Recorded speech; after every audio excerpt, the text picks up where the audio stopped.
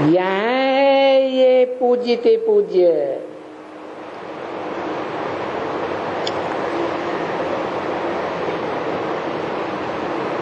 जो सबका पूज्य है। सबका माने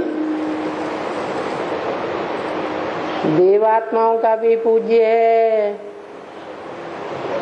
मनन चिंतन मंथन करने वाले मनुष्यों का भी पूज्य है,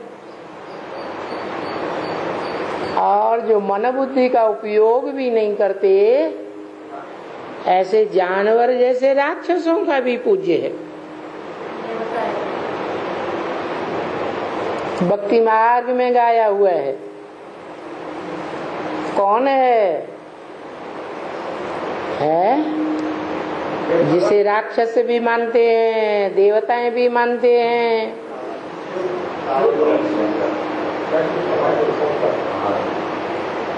ये है।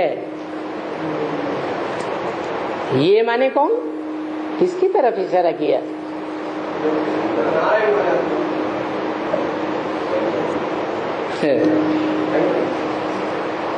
नारायण को भी तो बनाने वाला कोई है, नर से नारायण। तो ये है कह करके किसकी तरफ इशारा किया? ये है पूज्यते पूज्य।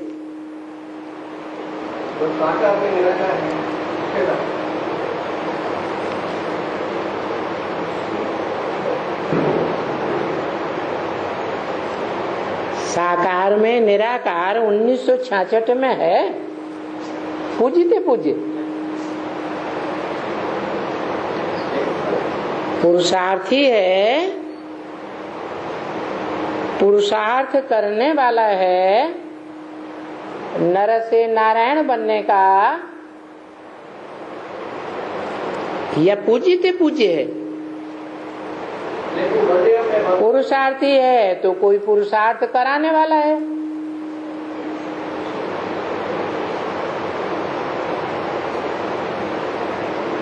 जो ब्रह्म वाक्य वेदवाणी मुरली में बोला हुआ भी है।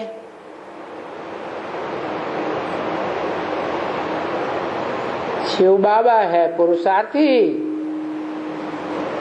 शिव बाबा है पुरुषार्थ कराने वाला।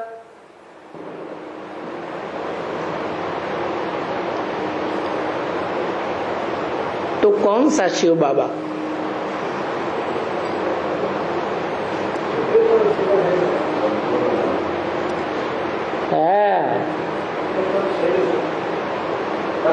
संपूर्ण स्टेज की बात बताई,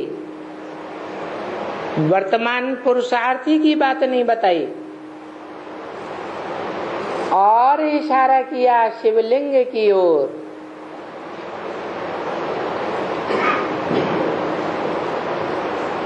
जो पूज्य है और वही आत्मा फिर पुजारी भी बनती है।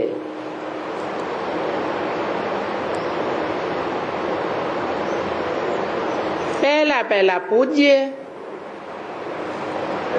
और फिर पहला पहला पुजारी। कौन है पहला पहला पुजारी? है द्वापर के आदि में पहला पहला पुजारी कौन है? विक्रमादित्य। विक्रमादित्य पहला पहला पूज्य तो नहीं है, क्योंकि विक्रमादित्य तो विकारी राजा है, और विकारी राजा है जानते हैं कि हम विकारी हैं। तो जिन ब्राह्मणों को निर्विकारी समझते हैं उनको मंत्री महामंत्री के रूप में रखते हैं या गुरु के रूप में रखते हैं। तो उनके लिए कौन पूज्य हुआ?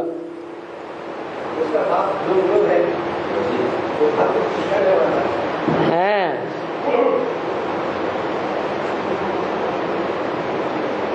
तो वो है सबका पूज्य और पूज्यते पूज्य। इसलिए दिखलाते हैं ना, क्या दिखलाते हैं? अरे मंदिरों में यादगार दिखलाते हैं ना, हैं? हाँ, सोमनाथ के मंदिर में सबसे पहले दिखाते हैं असली सात्विक के यादगार।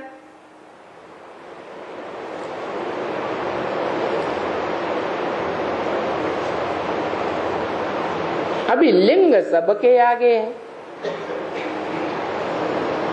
अभी मने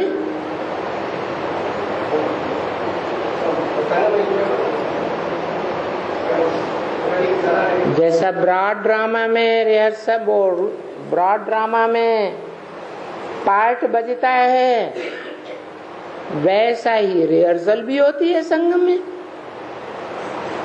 कब रिहर्सल होती है? अभी माने कलयुग के अंत और सतयुग के आदि में लिंग सबके आगे है, उससे आगे कोई भी नहीं है। क्योंकि दुनिया में जितनी भी खुदाइयां हुई हैं उनमें लिंग मूर्तियां सबसे जास्ती मिली हैं। इससे साबित होता है जिनकी पूजा होती है उनमें वो शिवलिंग ही पूज्य है और पूज्यते पूज्य है।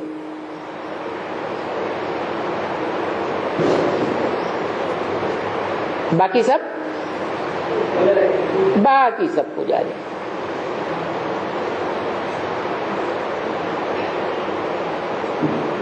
रामचंद्र के आगे भक्ति मार्ग में दिखाते हैं ना, कहा? अरे बहुत प्रसिद्ध मंदिर है ना, रामचंद्र के आगे दिखाते हैं पूज्य को, है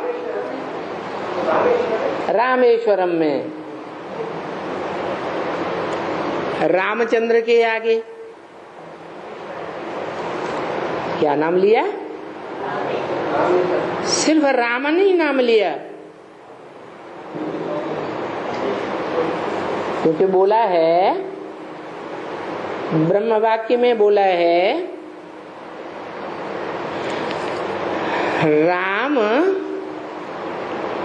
वो त्रेता का चंद्रवंशी राम नहीं, जिसके आगे रामचंद्र लगाते हैं।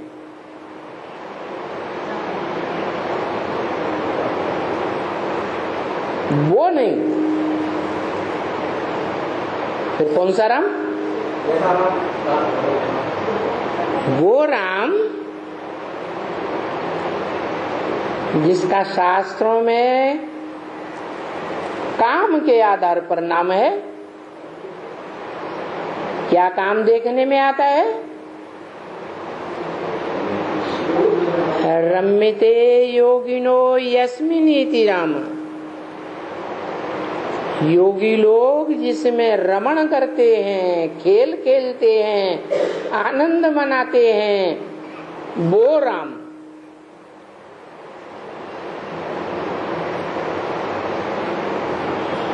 बाकी त्रेता युगी 14 कला संपूर्ण राम की बात नहीं। संगम युग में जो राम है, जो पूज्यते पूज्य बनता है, वो 16 कला संपूर्ण बनकर रह जाता है क्या? है? उसके लिए तो शास्त्रों में गाते हैं कलातीत कल्याण कल्पांतकारी, कलाओं से भी परे है। कलाओं से अतीत है, कलाओं में कैसे बंधेगा? क्योंकि भक्ति मार्ग में गाते भी है रघुवंश शिरोमणि, रघु सूर्य को कहा जाता है, तो सूर्यवंश में शिरोमणि का पार्ट बजाने वाला तो सूर्य ही होगा। गीता में भी लिखा है कि मैं जब आता हूं तो पहले पहले सूर्य को ज्ञान देता हूं, उससे पहले तो कोई ज्ञान उठा ही नहीं पाता। क्या? उससे पहले कोई ज्ञान नहीं उठा पाता। संपूर्ण ज्ञान जो अकूट ज्ञान का भंडार ही आकर देता है।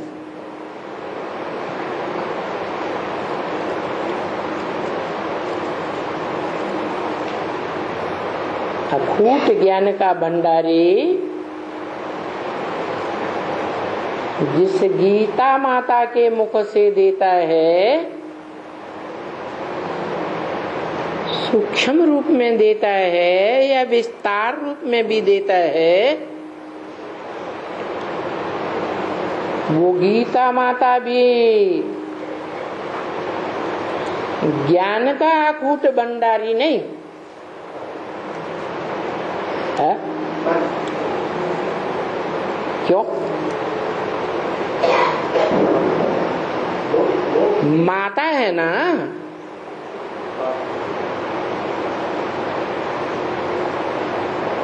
माताओं में ज्यादा ज्ञान का भंडार होता है या माता के पति में ज्ञान का भंडार होता है?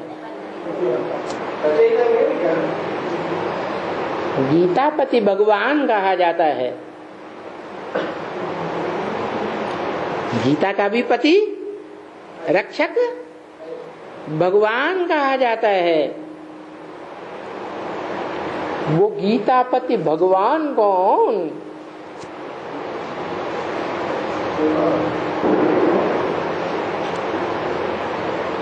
गीता पति भगवान पूज्यते पूज्य है।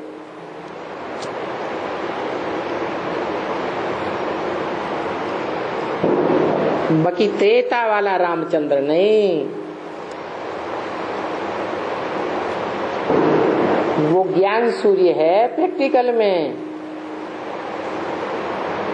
इस सृष्टि रूपी रंगमंच पर ही ज्ञान सूर्य है। ज्ञान सूर्य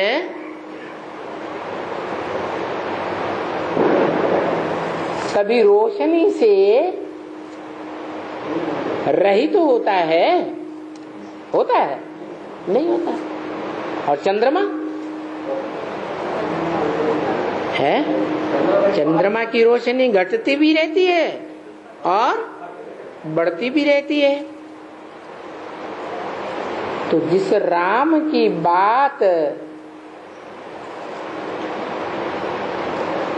वेदवाणी में कही गई, वो राम प्रैक्टिकल में ज्ञान सूर्य है। क्यों? सूर्य से मिसाल क्यों दिया? क्योंकि सूरज, चांद, सितारे वो तो आसमान के जड़ सितारे हैं। सूर्य से सब प्रकाशित हैं। सूर्य को कोई प्रकाश नहीं देता। वो सूर्य सबको प्रकाश देने वाला है और सदा ही प्रकाश रहता है, या कभी प्रकाशहीन होता है। कहते हैं संपूर्ण सूर्य ग्रहण हो गया, दुनिया में अंधेरा हो गया थोड़े समय के लिए, क्योंकि सूर्य दिखाई ही नहीं देता।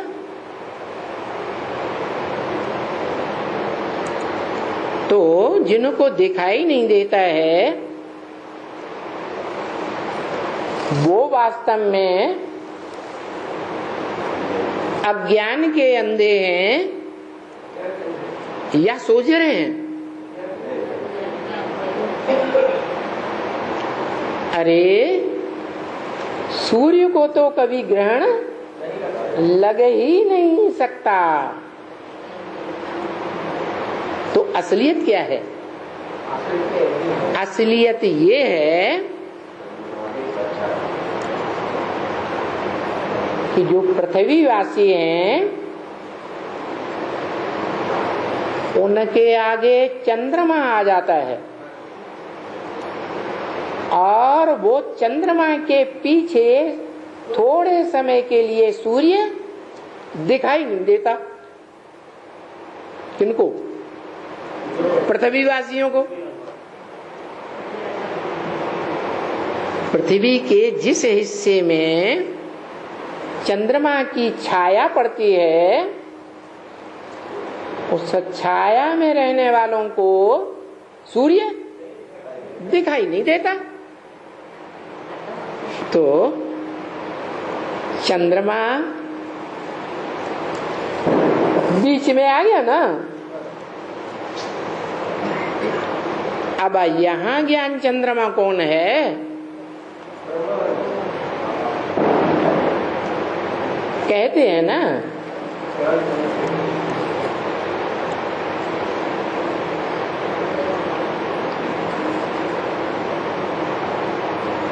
सुंदर है दो जग में नाम, चाहे कृष्ण कहो या राम।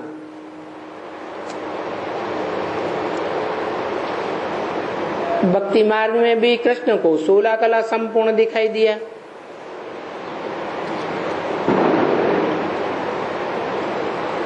और वो कीर्तन में भी गाते हैं भक्त, हे कृष्ण नारायण वासुदेव।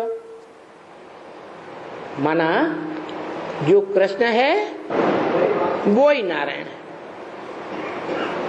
परंतु जो गाते हैं वो ये नहीं जानते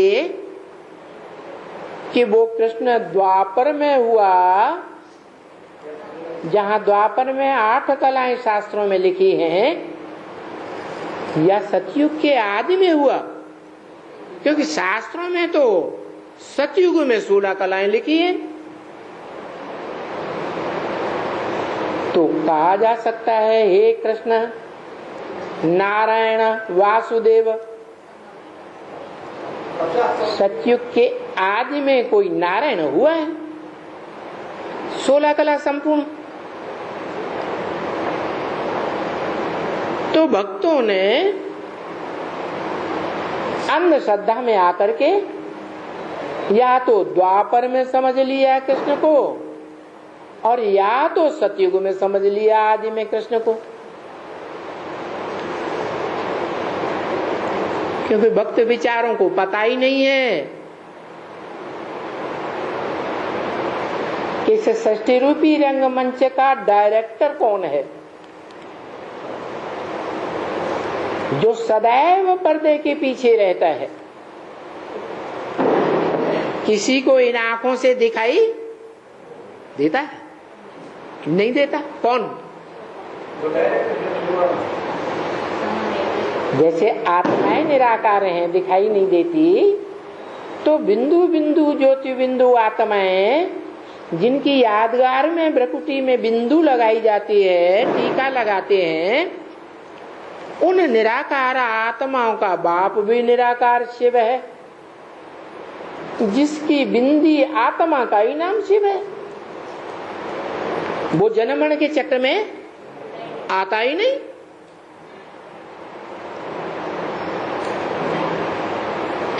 जब जन्म मरण के चक्र में नहीं आता तो देह के बंधन में, इंद्रियों के बंधन में भी नहीं आता। तो देह तो उसको है ही नहीं जो देह का नाम पड़े। तो और सभी आत्माओं की देह का नाम पड़ता है और जो जन्म मरण के चक्र में कभी आता ही नहीं, आत्माओं का बाप, उसके देह का नाम कैसे पड़ेगा? तो किसका नाम पड़ता है? आत्मा का नाम पड़ता है। इसलिए ब्रह्म वाक्य है, मेरी आत्मा का ही नाम शिव है, वो ओरिजिनल नाम है, वो कभी नहीं बदलता। बाकी जब मैं सृष्टि साकार पर आता हूं तो नाम बदलते हैं। साकार सृष्टि में साकार तन में आता हूं तो जैसे जैसे काम किए वैसे वैसे नाम पढ़ते गए। तो देखो भक्ति मार्ग में जिस रामचंद्र के आगे शिव रखा है, शिवलिंग रखा है, यादगार मंदिर रामेश्वरम में, तो बताओ शिवलिंग और राम दोनों के बीच में कौन पूज्य है, कौन पुजारी है?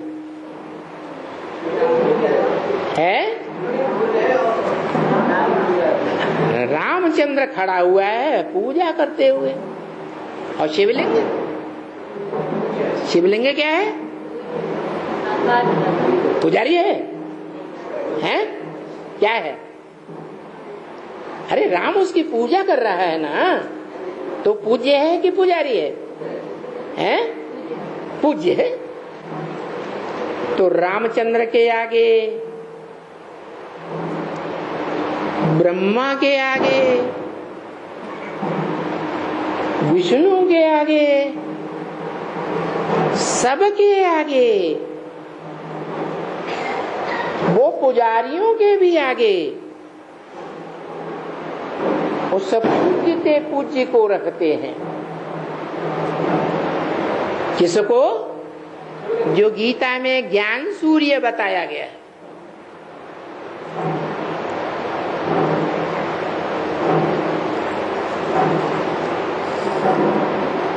इससे साबित होता है कि भक्तों ने जिस कृष्ण को भगवान समझ लिया है, वो कृष्ण उन भक्तों ने शूटिंग पीरियड का ज्ञान न होने के कारण,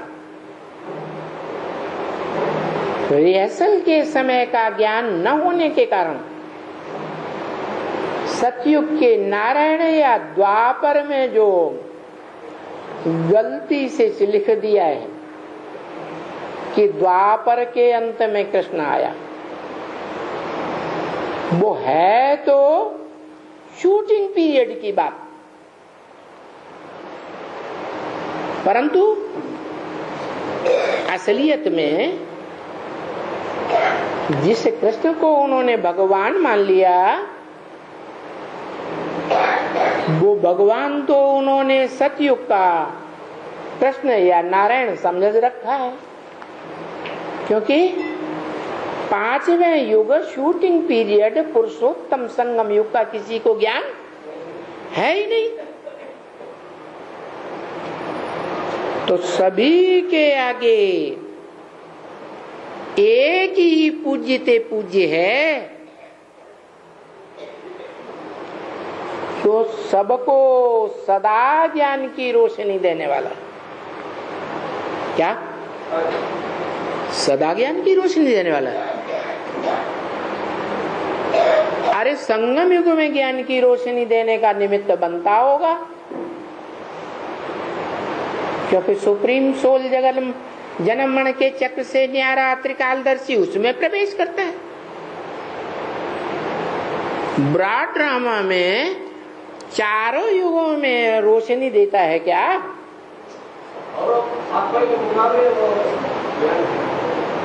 देता है? चारों युगों में नहीं देता। वाह, मुरली में तो जो ब्रह्म वाक्य के रूप में बोली गई है, वेद वाक्य है कि सृष्टि पर सदा कायम कोई चीज है नहीं, और सदा कायम तो एक ही शिव बाबा है। तो सदा कायम शिव बाबा है या अज्ञानी है? ज्ञान की रोशनी से रहित है या ज्ञान से भरपूर है दुनिया वालों के सामने हर युग में? क्योंकि ड्रामा है ना ये दुनिया। सतयुग, त्रेता, द्वापर, कलयुग, 4 युगों का सीन है ना। तो जो ड्रामा में कोई हीरो पार्टधारी तो होता ही है। हीरो पार्टधारी हर जन्म में हर एक्टर के मुकाबले हीरो पार्टी ही बजाएगा या नीचा पार्ट बजाएगा? है हीरो पार्टी ही बजाता है। तो देखो वो पार्ट चाहे साहित्य के क्षेत्र में हो, चाहे धर्म के क्षेत्र में हो, चाहे हिंसक युद्ध के क्षेत्र में हो, चाहे दुनिया में जो जन्म जन्मांतर राजाएं हुए, उन राजाओं के बीच में कोई राजा के रूप में पार्ट हो, उन सब राजाओं के मुकाबले ऊंचे से ऊंचा पार्ट ही बजाएगा या नीचा पार्ट बजाएगा? ऊंचा पार्ट ही बजाता है।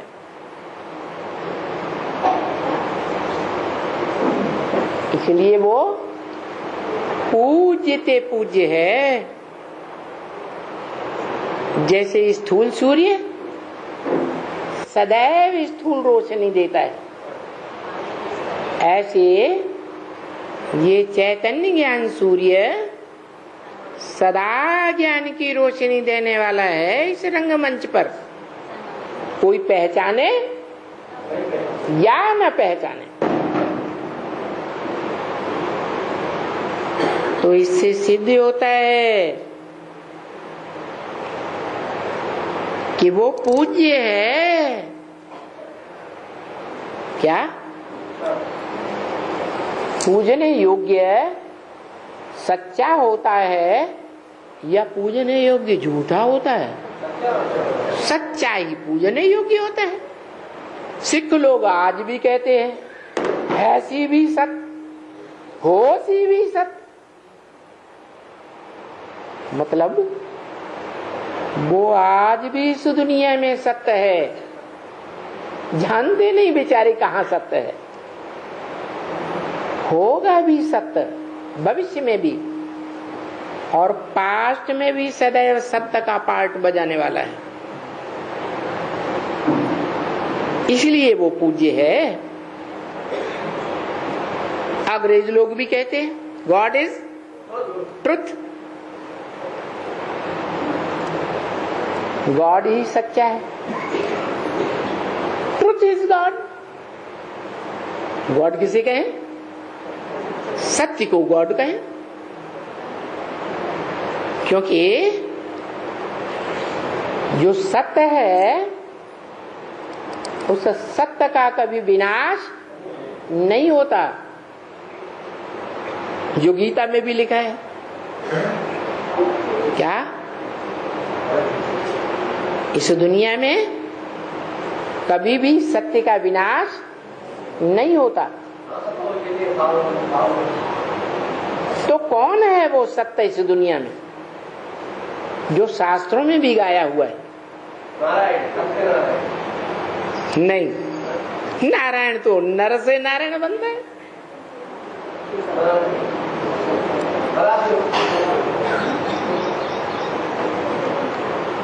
नारायण को भी कोई बनाने वाला है या स्वयं बनता है?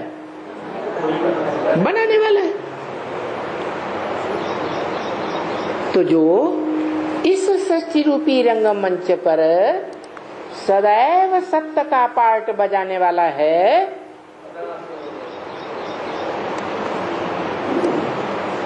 वो सत्य है।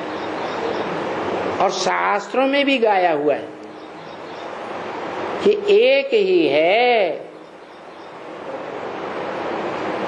जिसे कालों का काल महाकाल कहा जाता है, जिसको काल भी खा नहीं सकता, वो सबको खा जाता है, लेकिन उसका विनाश करने के लिए कोई योग्य नहीं है, समर्थ नहीं है। और गीता में भी ये बात लिखी हुई।